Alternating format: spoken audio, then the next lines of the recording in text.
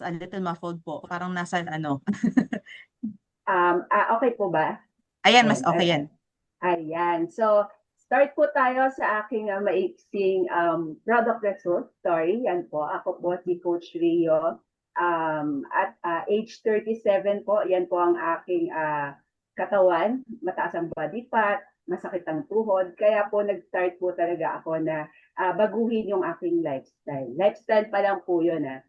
Pero hindi ko po talaga kilala yung nutrition. And syempre po, yung dahil mahilig po ako sa outdoor activities, nakikita niyo po sa gitnang picture, uh, uh, kaya po nag-seek po ako ng nutrition for sports, yan, sports nutrition po. So malaki yung natulong ng Herbalife Nutrition sa aking activity dahil naging po ako ng muscles, nag-lose po ako ng mas maraming body fat, kaya po naging maganda yung performance level po.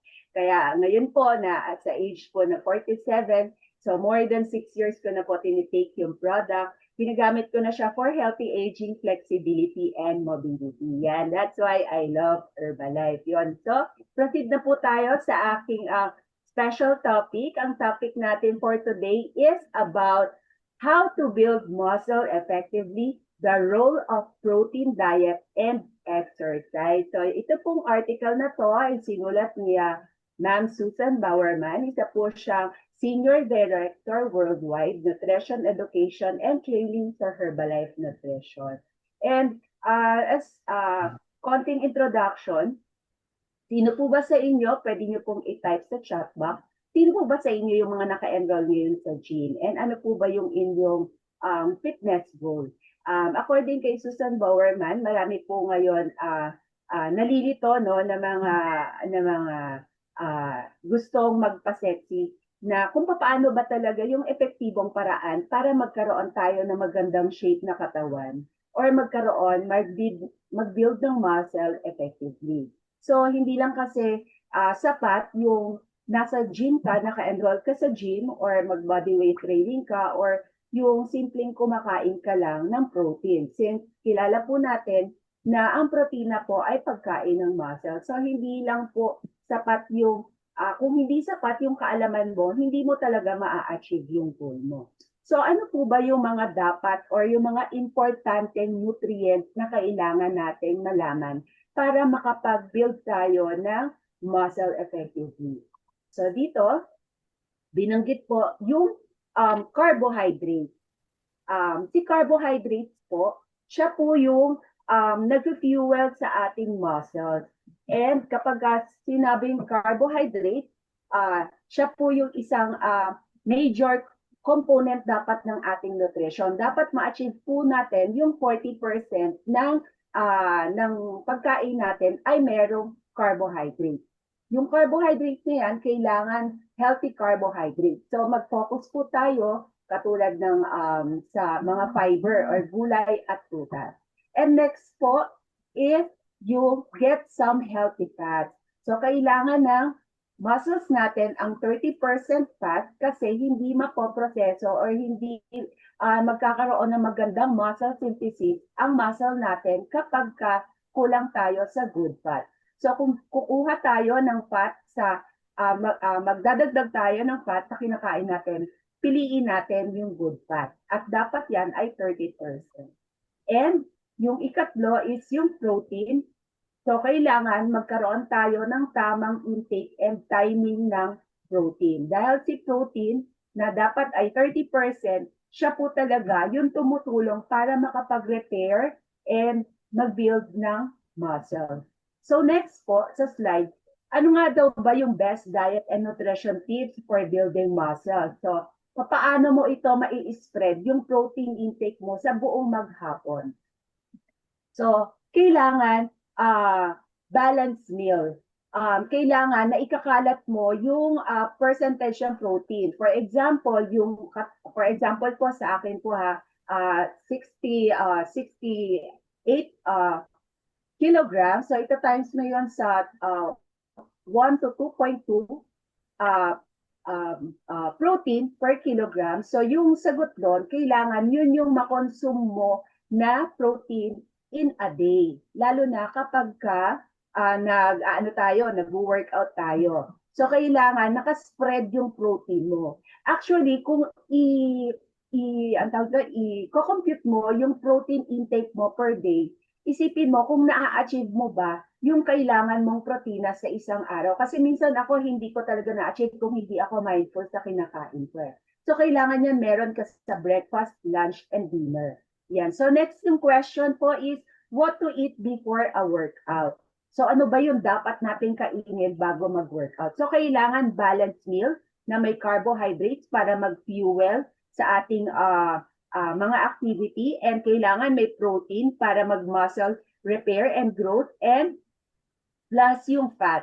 Kapag fat naman po, kailangan konti lang dapat, and optional lang naman po. At ito pong picture na to, ito yung mga examples na pwede mong kainin na pre-workout meal idea. So, pwedeng chicken and rice, bowl of cereal, fruit juice, yan po. Sinama din po dyan yung protein shake. So, kailan dapat kumain ng pre-workout meal idea. So kapag for example, nagplano ka na ikaw ay mag-workout, kung heavy meal ang plano mong kainin, for example, chicken and rice, yung mga heavy meal, kailangan nakapaghanda ka ng 1.5 to 2 hours before workout para meron pang chance na ma-digest yung kinakain mo. Pero kung ikaw ay gahol sa oras or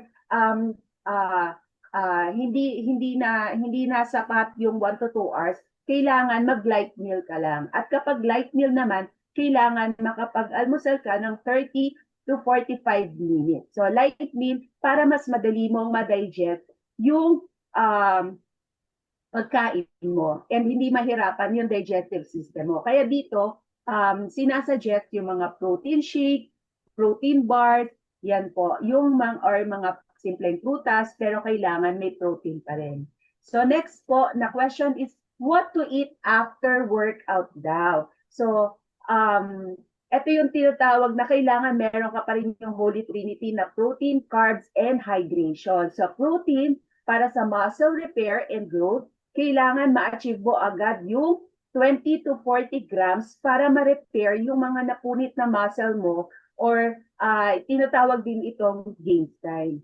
And carbohydrates to refill the loss of energy, plus yung hydration. So dahil tubig is life, kahit best food pa yung mga napili mong kinain, kailangan well hydrated ka.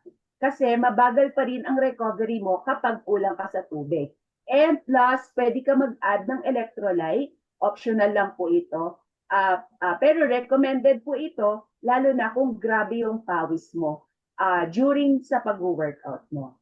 Yan. So next po na question, what to eat after workout? Yan.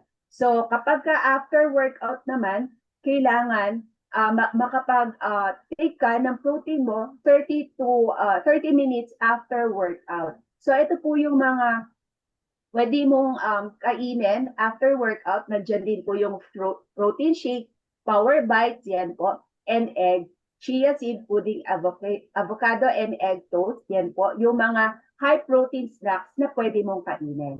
So, what are good snacks in between meals naman? So, kailangan, para masabing good snacks, kailangan hindi ito yung mga cheat meal. So, kailangan tamang pagkain na hindi makakasagabal sa goal mo. So, kailangan mataas siya sa protein, mataas siya sa nutrients, plus low calorie siya para hindi rin magkaroon ka ng excess body weight or mag-start ka ng mga fat sa katawan mo. Yan po. So, next po, dito po sa article na to, na-interview po ni Susan Bowerman, si Denise Cervantes. At si Denise Cervantes po, siya po ay Certified Personal Trainer, Specialist Sports Performance and Fitness Education. At dito po, nag-share siya ng tips for strength training. So yung number 1 tip na sinabi niya, I suggest starting with machines since they initially put you in a safe position during the movement as you get to understand the process of applying stress on the muscles. So kung ikaw ay first time, malaking bagay yung gagamit ka ng mga machines kasi mas safe daw po yun, lalo na kung wala kang trainer or wellness or fitness coach. Yan po. And isa po sa tanong dito, how long does it take to build muscle? Can I build it quickly? So, sabi ni Miss Denise, muscle building takes time and you'll need a proper program tailored to your lifestyle and fitness level. And remember that rest and good nutrition will affect your results. Ngayon, ang sabi niya, if ito ay gagawin mo ng tama, magre-resulta to na mas malakas ka within 6 to 8 weeks of your lifting program. So, kapag mga 12 weeks na po, pag nasa 12 weeks program ka na, at ikaw ay nagre-rest and kumakain ng mabuti, you will start to notice your muscles growing. This is when you feel your clothes fitting differently. So kahit hindi ka magtimbang, no, makikita mo minsan sa pag-fit mo ng damit or sa salamin, lalo na kapag talagang maganda yung naging program mo para sa pag-build ng muscle. And next po, ayun na dyan gumalaw. Ayan. So, dito po sa picture na to, from week 1 to week 12, mapapansin nyo po sa 1 to 3 weeks, hindi pa po masyadong evident yung muscle building po. And kapag po, pagdating ng 9 to 12 weeks, lalo na kung ikaw ay may proper rest and proper nutrition, yan po, proper hydration, tapos proper yung meal mo, magkakaroon ka na ng magandang resulta within 12 weeks. Yan. So, hindi lang tayo magbabase sa timbang, kung hindi, dun sa physical changes ng ating katawan. At visible yan pagdating ng 4 months time. Yan po. And, ayun po. Sabi ni Ma'am Denise din po, isa din po sa mga tips niya, how many sets and reps are needed to build muscle? So, best range, lalo na kung ikaw ay nasa gym, kailangan yung repetition mo 6 to 12 per set. And yung sets mo, kailangan 3 to 5 per exercise. Kung 5 yung exercise mo, ibig sabihin, 5 times mo siyang gagamitin na merong 6 to 12 reps. Yan. So, kailangan mo din ng rest between sets. At kailangan nakakontrol lang yan sa 30 seconds to 90 seconds. Hindi pwedeng yung naglilift ka sa gym, tapos after lift mo, magpipicture ka, magsiselfie ka. So, wag mong aksayahin yung oras mo. Kasi bawat reps, bawat rest, bawat set, importante yan. So, always push near failure to last 1 to 2 reps. Ibig sabihin, dapat pagod ka na, pero hindi ka pa totally wasak. Yan. So, next tip po, how to do rest, recovery, and sleep affect your progress. So, for physical recovery and healing, it is recommended that you get 7 to 9 hours of sleep. O, di ba? Sayang yung pag-gym mo, for example, nag-workout ka sa gym ng 2 hours, tapos magpupuyat ka. So, napaka-waste nun. So, gaining muscle is one thing, but maintaining it is another. To keep the results you've worked so hard to achieve, it is essential to stick to a routine, including a diet rich in muscle building, food, and effective exercises. So kung nag-start ka rin lang naman, lalo na kung nakapag-weight loss ka na, tapos ang next goal mo is muscle building na, huwag mong aksayahin kasi yung iniinom mo, yung ipinapahinga mo, yung in-enroll mo sa gym, malaking bagay yan na gumagastos ka rin lang naman, dapat pagbutihan mo. And then, nagbigay po si Ma'am Denise ng workout schedule niya sa loob ng 3 weeks. So, etong mga to, sample lang po ito ng mga ginawa niyang program sa client niya. Kung mapapansin nyo, yung first day, wala masyadong cardio, puro buhat, puro strength training.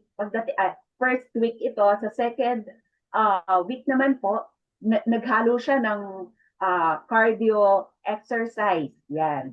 And sa third week, ganun din po, may mga cardio exercise din. At napansin niyo po, sa 3 weeks na to, may tagdadalawang rest day. Yan. So, pwede niyo po yung screenshot at your guide po. And, sabi ni Denise Cervantes, protein shakes are extremely convenient, making them useful for active individuals. Whey protein and plant-based protein such as a soy or pea have been shown to most effective effectively promote muscle growth and recovery. And, ayan po. And dahil nandito po sa Herbalife Nutrition, pinadali ang ating sitwasyon. Kasi binigyan niya na tayo ng meal replacement na pwede natin ihalo sa pang-araw-araw na meal program natin. Nandiyan ang nutritional shake mix at yung personalized protein powder kung gusto mong mas madagdagan pa ang protein intake mo sa mga meal replacement mo. And before workout, ina-advise po din natin na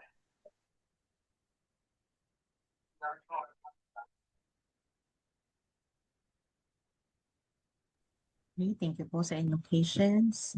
period na ikaw ay nag-workout. And kapag after workout naman, ayan po, meron po tayong rebuild strength na diniscuss din kanina, na ito po ay nakakatulong sa muscle building and fast recovery. Lalo na po yung sa mga taong sobra po yung grabe yung strength training nila sa gym. At yan, dahil po dyan, ayan. Thank you po, and iiwanan ko po kayo ng quote na my best muscles are my best load. Kasi importante po yan dahil po hindi mo na kailangan umaura ng bonggang-bongga kahit hindi ka kagandahan. Kapag ikaw ay in your best shape, syempre yung confident ka sa sarili mo. Yan po. Maraming salamat po sa inyong time na nakapakinig. Naway nakapulot po kayo ng mga tips sa article na to. Thank you po. Back to you, Coach Ge.